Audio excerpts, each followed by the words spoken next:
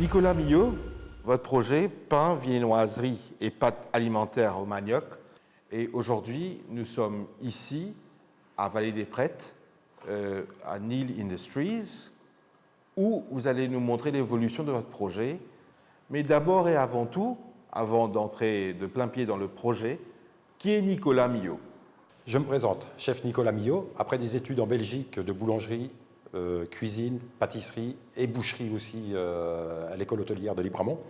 J'ai fait un parcours dans le monde entier dans la cuisine et aussi été professeur de cuisine, de pâtisserie dans une école en France et à l'île Maurice aussi pendant 5 années. Utilisez le manioc pour faire des choses. D'où vous est venue l'inspiration et l'idée? Alors l'inspiration et l'idée, ça date de très longtemps, de 1989, quand j'étais professeur en France. On travaillait j'étais sur la Bretagne et on préparait des plats cuisinés, lyophilisés et déshydratés pour les marins qui faisaient la route du Rhum. Et on travaillait avec un laboratoire avec lequel moi j'ai commencé à travailler sur le manioc, un produit qui m'attirait. C'est de là où l'idée est revenue quand on m'a présenté de la farine de manioc qui avait été traitée pour pouvoir la transformer différemment. J'ai ressorti mes vieux manuels pour élaborer le pain, la viennoiserie, les biscuits, et je suis allé encore plus loin dans mes recherches pour réaliser aussi de la pâte alimentaire. Quand on est venu me présenter ce produit-là de farine, et on m'a déposé cette farine-là en me demandant si j'étais capable de faire quelque chose. Parce que c'était une farine où on a extrait la décalcification et l'acidité à l'intérieur. Une farine qui est pure. Et j'ai sorti du pain, des biscuits. Décalcification et déacidisation. Pourquoi c'est important? Qu'est-ce que c'est ces processus? Alors le processus, il faut savoir que le manioc est une plante qui sécrète naturellement du cyanure. La plus grosse concentration se trouve dans les feuilles, mais il y en a aussi dans la tubercule. La décalcification, c'est dans la tubercule. Quand on voit les reportages qu'il y a en Afrique avec des personnes où on voit les photos où ils n'ont plus de dents, c'est parce qu'ils font de la surconsommation de manioc, parce que c'est le seul produit qu'ils consomment, et dans lequel il y a toujours la décalcification. C'est-à-dire qu'ils perdent leurs dents parce qu'ils se déchaussent, ils sont décalcifiés. Le cyanure, il n'y a pas des grosses quantités à l'intérieur, mais en surconsommation, pareil, le corps de l'être humain va le conserver et va se mettre dans le foie qui pourrait occasionner des problèmes par la suite. C'est pour ça qu'on a décalcifié et extrait l'acidité de ce manioc-là par des procédés très très simples et naturels surtout. Par rapport à ce que vous nous dites ici, peut-être les gens qui nous regardent vont être alarmés. Ah, on mange du manioc bouilli avec du sartini ou on mange du manioc avec du lait. Est-ce qu'on prend des risques? Non, aucun risque. Aucun risque, parce que la consommation, c'est une fois de temps en temps, vous en consommez très très peu. Quand je fais ce comparatif avec l'Afrique, c'est que eux, c'est leur quotidien de tous les jours. Ils n'ont que le manioc et ils mangent du manioc du matin jusqu'au soir. Ils en font aussi une espèce de farine, une sorte de farine pour en faire des galettes. Ils font leur manioc bouilli. Ils les font sous différentes formes. Ils font même des gâteaux manioc aussi, à base de sucre. Et là, oui, ça devient toxique. Mais ici à Maurice ou dans d'autres pays d'Europe, si on consomme du manioc naturel bouilli avec un peu de beurre ou un peu de sucre ou du sel, il n'y a aucun risque. Pourquoi ce produit, le manioc, est intéressant par rapport à la farine de blé qu'on trouve facilement, aisément? Pourquoi cet intérêt selon vous? Regardez, est-ce qu'on va le trouver vraiment aisément maintenant la farine de blé avec toutes ces guerres qui se passent dans le monde? Et entre autres, le plus gros producteur mondial qui est l'Ukraine et la Russie qui sont en conflit. Qu'en est-il de Maurice? Éventuellement de Rodrigue? Est-ce que le manioc, ça pousse aisément? Est-ce que ça se trouve facilement en termes de matières premières? Tout à fait. Il faut savoir que le manioc, c'est une plante qui, à la différence de la canne, n'a pas besoin d'autant d'eau. L'eau qu'elle a besoin, le manioc, au moment de la plantation, des bâtons que l'on va planter dans la terre sur une certaine forme, a besoin de 15 jours d'eau seulement. 15 jours d'eau pour le tout début. Et après, ça peut rester aride jusqu'à la récolte, où là même, on a des meilleures productions. Vous nous avez parlé de la décalcification et de la déacidification. Est-ce un processus unique que vous avez développé? Est-ce un processus qui peut être exploité commercialement? Ce processus, il est fait pour extraire la décalcification et l'acidité qu'il y a à l'intérieur du manioc. Mais le process de transformation, il est unique que j'ai créé. C'est-à-dire qu'on peut démultiplier le nombre d'unités de transformation de manioc sans aucun problème pour avoir une farine qui soit pure à 100%, sans souci. Mais par contre, après la transformation, pour obtenir le pain comme je vais le réaliser, des biscuits ou même voire des crêpes, je suis le seul aujourd'hui à pouvoir avoir créé ce process. Là, la différence. En plus, on est à 100% no gluten, zéro gluten. On va regarder de près le processus que vous faites avec la farine de manioc. Qu'est-ce que vous comptez nous présenter durant la phase finale? Alors, dans la phase finale, à différence d'aujourd'hui, il y aura du pain, il y aura encore les biscuits, il y aura des crêpes, mais il y aura aussi les pâtes alimentaires, les nouilles, que l'on consomme aussi en grosse quantité, même ici à Maurice. Votre projet est entouré de beaucoup de secrets. Forcément. Forcément, comme vous dites. Ce n'est pas plus simple, quelque part, de prendre une licence auprès des autorités pour conserver votre propriété intellectuelle. C'est déjà en route. Nicolas Billot, merci beaucoup, bonne chance et bonne continuation. Je vous remercie.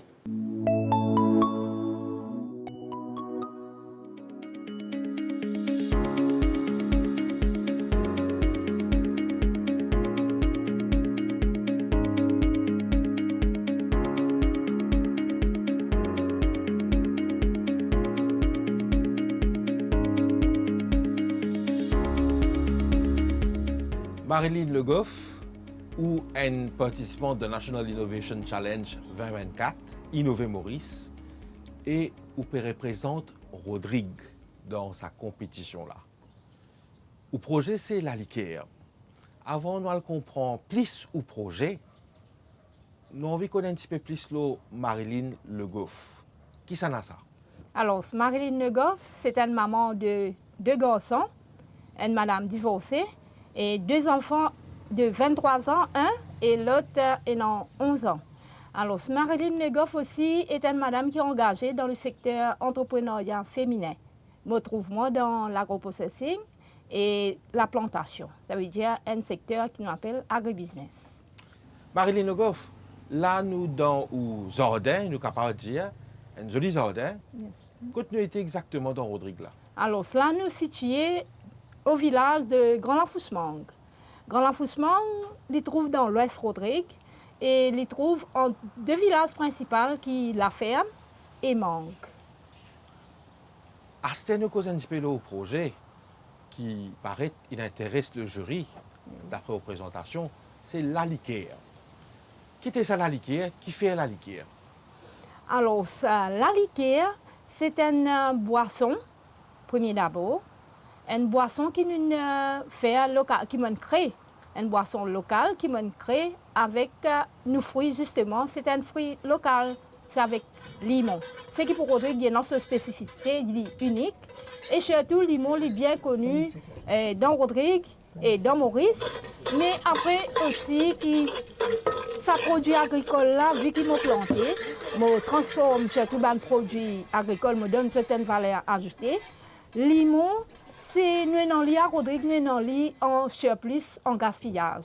Alors au lieu qu'il peut gâter, il peut servir, me dit pourquoi moi pas trouve une quelque chose, me faire quand me donne limon là une valeur ajoutée parce que vu en tant que fruit, il pour un délai de conservation.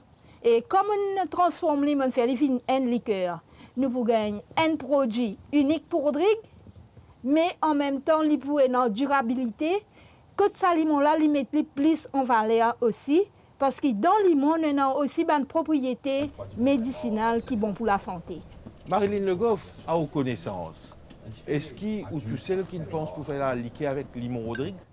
Et à ma connaissance, oui, parce qu'il est pénant à Rodrigue.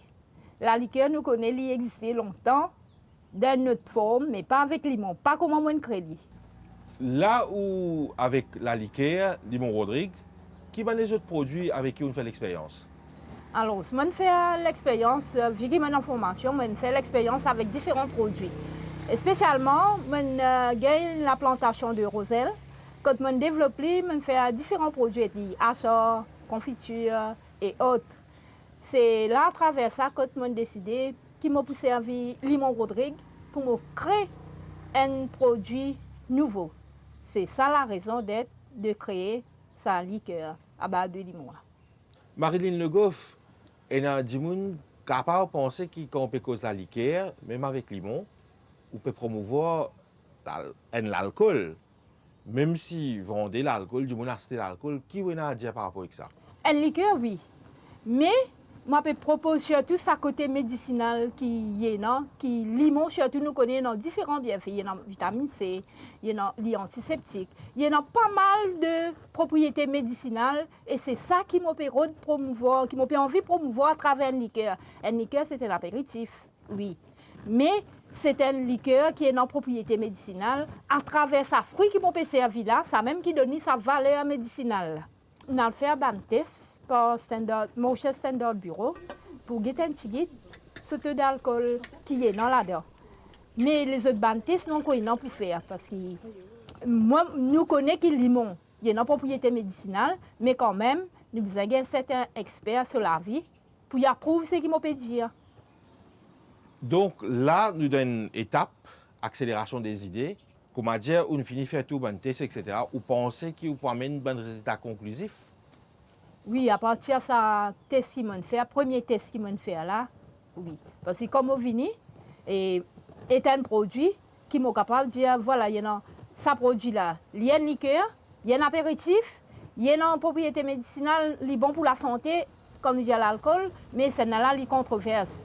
Il y a l'alcool qui est bon pour la santé, mais nous avons servi sa propriété médicinale là, veut dire comme on passe un premier test, je suis capable de venir devant me dire, voilà, c'est un produit qui me fait une liqueur, il y a un temps pourcentage l'alcool, après la suite.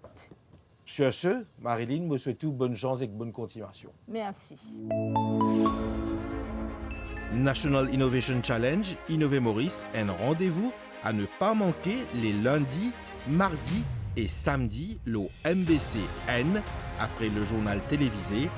À bientôt pour d'autres idées.